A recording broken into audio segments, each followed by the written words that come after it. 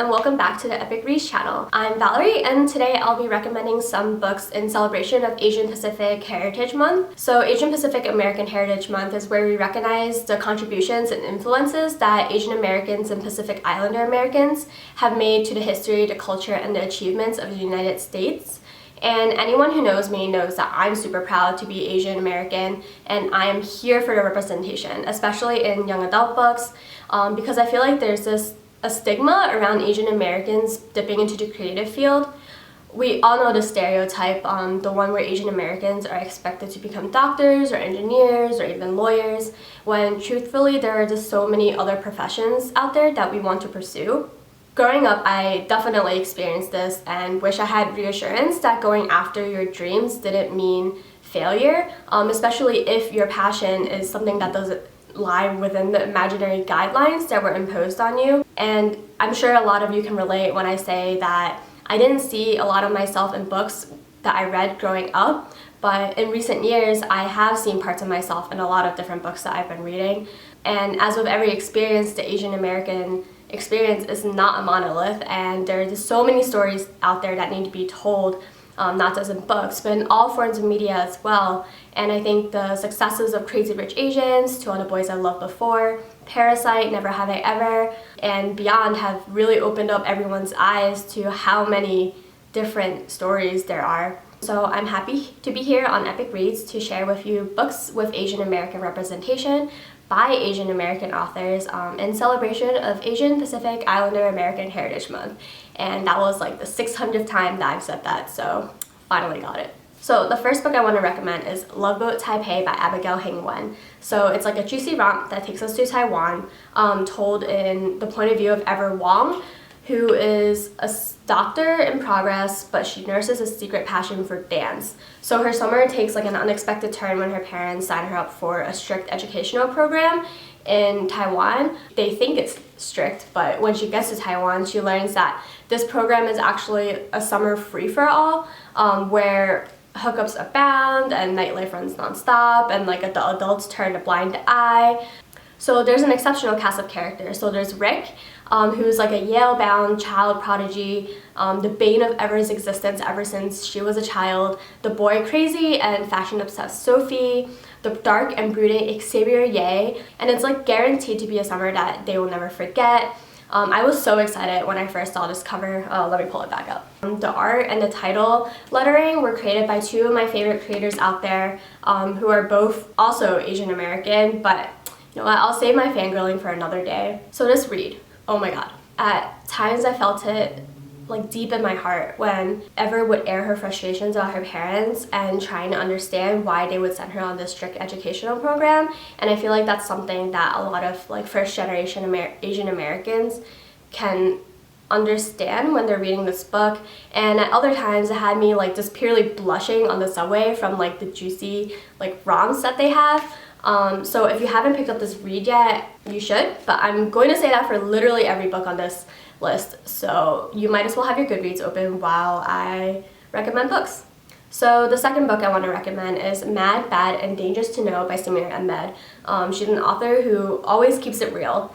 So it's told in alternating point of views that bridge centuries. So the first is in current day Paris, where a girl named Kayam, who's American, French, Indian, and Muslim, should be enjoying her dream trip in Paris as like a budding art historian, but she's at crossroads with herself. Her maybe ex-boyfriend might be ghosting her, and she might have blown her chance at getting into her dream college. And the second narrative is set 200 years before her summer, where a girl named Layla is struggling to survive and like hiding her true love from the Pasha, who has gifted her the favored status in his harem. So in the present day, with the company of a descendant of Alexander Dumas, Kayam begins to connect allusions to a 19th century Muslim woman whose paths may have crossed with a bunch of different artists. Kayam's story is fierce, it's passionate, and it's full of heart, all the while giving way to Layla to share her own story.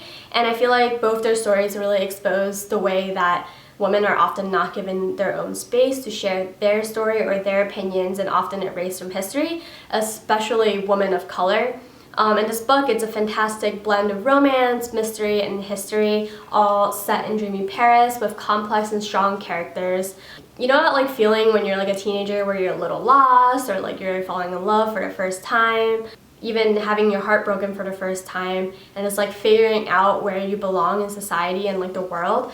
Like I think Samira does a really good job at portraying that the profoundness of being a teenager and discovering everything has been something that spans across like generations and centuries. Like I think like Samira just really encapsulates that well. So I'm a sucker for alternating point of views. I think it really brings the characters to life and enriches the story even more when you see all sides of it.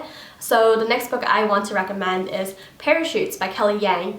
So if you've never heard of the term parachutes before, they're teenagers who are dropped off to live in private homes and to study in the United States while the wealthy parents, remain in Asia. And the first point of view is told from Claire, who never thought that she would become a parachute until her parents take her from a privileged life in Shanghai and enroll her at a high school in Los Angeles, where she finds herself living in a stranger's house with no one to tell her what to do for the first time. So the second point of view is told from Dani de la Cruz, Claire's new host sister. Dani is not thrilled that her mom rented out their extra room to Claire. As an academic and debate team star, she's determined to earn her way to Yale, all the while competing with privileged students who are like buying their way to the top.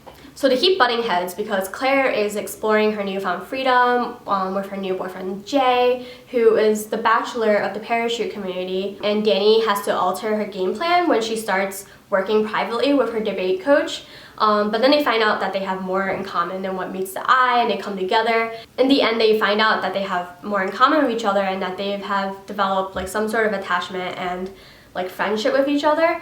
And I feel like this book really opens up like readers' eyes to the struggle of immigrants, whether they're first or second generation, and what it means to be Asian in American society. So as someone who was born in Hong Kong and immigrated here to the US, the story really spoke out to me because while you have to learn the culture and lifestyle and assimilate to like American society, you also have to remain true to your roots. And I think that's like a really important theme of Asian Pacific American Heritage Month, since so many of us have like spent our entire lives figuring out the balance between being Asian and being an American. So Parachutes by Kelly Yang, add it to your TBR. So the next book I want to recommend is Patron Saints of Nothing by Randy Rebai. So it's a coming of age story about a high school senior named Jay who plans to spend his last semester playing video games, but when he discovers that his Filipino cousin June was murdered as part of President Duterte's war on drugs, he travels to the Philippines to try and learn more since his family seems really unwilling to talk about it. So then this forces him to learn the many sides of his cousin, his family, and himself, even though sometimes he doesn't feel like he wants to learn. Like he comes to terms with the fact that sometimes people aren't exactly who you remember them to be. And I feel like this book is so nuanced and it tackles topics like colorism, drugs, grief, privilege, nationalism, faith, and more, while tying in the lush backdrop of the Philippines. So this is a read that will really stay with you long after you've read it, especially since it's based on real events that are happening in the Philippines right now. And Randy actually included a list of nonfiction articles in the back of the book for reference. And I think like something that really stands out to me was the fact that the family wasn't really willing to speak of it. And I think that's something that's common in Asian American families or Asian families in general. But I feel like that's like something that's really important to talk about. And I think that Patron Saints of Nothing is a really good book to expose that side of like an Asian American experience. So if you're an avid fantasy reader, I would recommend The Tiger at Midnight by Swati Tirthala. It's a first book in a trilogy that's inspired by ancient Indian history and Hindu mythology about two people whose paths cross. So Aisha moonlights as the Viper, who is a highly skilled assassin that's trained to avenge everything they lost in the royal coup. Now she's taking on her most important mission to date, and that's taking down General Hotha. So the second person is Kunal, who is a soldier that has been training night and day to uphold the power of King Verdun. And his uncle, the general, has like made sure that his path doesn't stray, even though Kunal is really eager to join the outside world and like longs to do that. But then Aisha and Kunal's paths cross in the most unexpected way. Mind you, Aisha is trying to kill General Hotha, and Kunal's mission is to take down the Viper. So that like sets off a chain of events when they meet, and their like beliefs are challenged and they're forced to make tough decisions that will ultimately make them discover themselves. So it's like a lot of cat and mouse game, because like they both think that they're the one in control, but there's actually like a third party that they don't know of, like also calling the shots. So it has like an electric romance, a tons of action, there's an element of mystery, and it ties in like a magical world inspired by history and mythology. The sequel to this book comes out this year, so you can read both at once. So the next book I want to recommend is A Very Large Expanse of Sea by the New York Times bestselling author of the Shatter Me series, Tahira Mafi. It's set in 2002, a year after the 9/11 attacks, and it's like a politically turbulent time, especially for someone like Shiran, who is a 16-year-old Muslim girl who's like really tired of being stereotyped. She knows how horrible people can be at this point. Like, she gets rude stares, she gets degrading comments, and she even experiences physical violence as a result of her race, her religion, and the hijab that she wears every day. So she drowns her frustrations in music and breakdancing, and she's put her guard up so high and doesn't want to let anyone in. But then she meets Ocean James, who is the first person in forever who really seems to want to get to know her, and it terrifies her to let her guard down, but it sets her on a journey to figuring out her own emotions and what it means to let someone in after you've been hurt so many times. I think almost everyone can remember where they were when they heard of the 9/11 attacks. I myself was only in first grade, and I was too young to understand what was going on at the time, but I do remember growing up the prejudice that was painted across the world, even years after the 9/11 attacks. And I feel like A Very Large Expanse of Sea really exposes readers to a side of the story that's like often not told when we talk about the 9/11 attacks. And it also ties in the normalcies of being a teenager, like falling in love for the first time, or what it means to let someone in after you've been hurt so many times. So if you've already read and loved this book, then you'll be happy to hear that she has another contemporary coming out, and it's called An Emotion of Great Delight. So add that to your TBR as well. So the next book I'm going to recommend is Darius the Great Is Not Okay by Adib Khorram. It's about a boy named Darius who has an American father and a Persian mother, but he doesn't feel like he fits in with either world. He's about to visit Iran for the first time and meet his family, and it's overwhelming because he's also dealing with depression, a disapproving dad, and a less than ideal social life. And in Iran, he gets to know his grandparents, who he's only chatted with over video chat his entire life, and he also meets Sohrab, who is the boy next door. And you know, anytime you use the descriptor, the boy next door, it means it's gonna change your life. So Sohrab always makes sure that people speak English around Darius so he knows what's going on, and he even gets him an Iranian national football team jersey to make him feel like a true Persian for the first time, and they spend their days playing soccer, eating ice cream, and sitting on a rooftop overlooking the Yazdi skyline. So this is the first book I've ever read with an Iranian main character, let alone that this is set in Iran. It's full of heart and full of culture, and it reminds us that the point of having diverse books is to allow us to discover a world outside of our own. And so if you enjoy character-driven books that explore family and friendship, then this is the book for you. For those of you who are trying to get back into reading or would like to but don't have that much time to, 1,000 Beginnings and Endings is perfect for you. It's a collection of short stories by best-selling and acclaimed authors that reimagine East and South Asian folklore and mythology. So it's compiled by Ellen O and Elsie Chapman of We Need Diverse Books, and it features authors like Renee Adier, Sonia Charapatra, Rajni Chakshi, Melissa De La Cruz, and more. So from fantasy to sci-fi to contemporary, there are tales of romance and revenge, and reading some of these actually made me recall like folklore that my mom used to tell me when I was young. This collection truly encapsulates the spirit of APHM and celebrates the culture and heritage by which these retellings were inspired by, and adds like a modern flair to them. So if you like short story collections, 1,000 Beginnings and Endings is the book for you. So this next one is one that will take your heart, it will tear it apart, and it will put it back together, and it will stay with you for the rest of your life.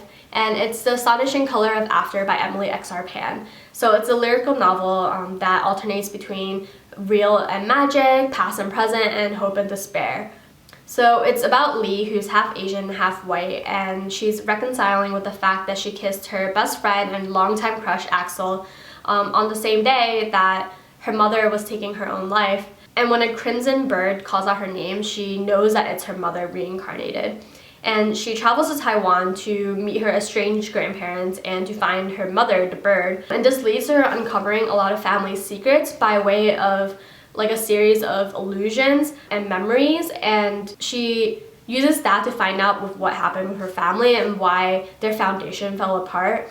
So I think it's a fantastic depiction of grief, love, family, and depression, and really exposes the stigma around mental illness in the Asian American community, especially within our families, because I feel like Asian families are really unwilling to talk about mental health. If you watched and loved Lulu Wang's film The Farewell, then you'll really love this book because they both talk about like family secrets as a method of protection and what it means to discover yourself when you go back to your roots and learn about your culture and your family and like how that can help you find yourself. So yeah, The Astonishing Color of After by Emily X.R. Pan is a book that I recommend for this month. The last book I'm going to recommend in this video is a book that I hold close to my heart for many reasons. It's Girls of Paper and Fire by Natasha Ngan. It's the first in the queer Own Voices fantasy trilogy set in the world of Ikara, where there's a demon and human hierarchy based on castes. So each year, 8 beautiful girls are chosen as paper girls to serve the king. It's both the highest honor and the most demeaning. So Lei is a member of the paper caste who lives in a remote village with her father, where the memory of her mother being taken away from her by royal guards like haunts her all the time. And one day the guards come back and they're there for Lei, who has piqued the king's interest due to her beautiful eyes. So over weeks of training in an oppressive palace, Lei and 8 other girls learn the skills and charm befit for a king's consort. But then she falls into forbidden love with another one of the concubines, and a series of events unfold that involve her family, and she has to decide how far she's willing to go for justice and revenge. I could not put this book down. It expertly tackles topics like sexual assault and domestic violence while building one of the richest like Asian-inspired worlds I've ever read. It's due in part of the author's own personal experiences growing up in Malaysia. And the romance is sweet and it's full of characters who reminded me of people that I personally knew because they were so strong and just had like different characteristics that really brought them to life. And personally, I'm not like a huge fantasy writer, but like this one is one that really captured my soul. So I really recommend Girls, Paper, and Fire for any time.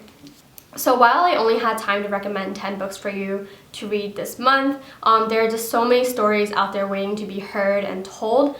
So I would like to invite you to join me in celebrating Asian and Pacific Islander heritages and cultures every single day of the year, because I, for one, know that I'm super proud to be Asian American myself, and I love to celebrate it year-round. So thanks for watching. I'm Valerie, and I'll see you next time here on Epic Reads.